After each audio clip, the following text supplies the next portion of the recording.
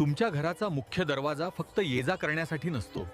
तो प्रत्यक्षात सुख, समृद्धी आणि नशिबाचा प्रवेशद्वार असतो. पण तुमच्या घरात पैसा टिकत नाहीये का, किंवा सतत गरिबीची भावना येते, कारण समजत नाहीये, तर गुरुवारी किंवा शुक्रवारी हा छोटासा उपाय नक्की करा.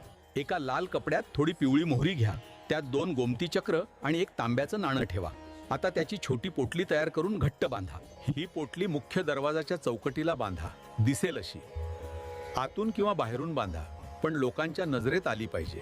हा उपाय केल्याने वास्तुदोष कमी होतात असं मानलं जातं आणि घरात सकारात्मक ऊर्जेचा प्रवाह हळूहळू वाढतो. पिवळी मोहरी नकारात्मक शक्तींना घराबाहेर ठेवते. गोमती चक्र माता लक्ष्मीला आकर्षित करते. ज्या उंबरठ्यावर हा उपाय होतो तिथे गरिबी थांबत नाही, अडकलेली कामे मार्गी लागतात आणि मन हलके होते. पण एक गोष्ट लक्षात ठेव, श्रद्धा आणि विश्वास सगळ्यात महत्त्वाचा.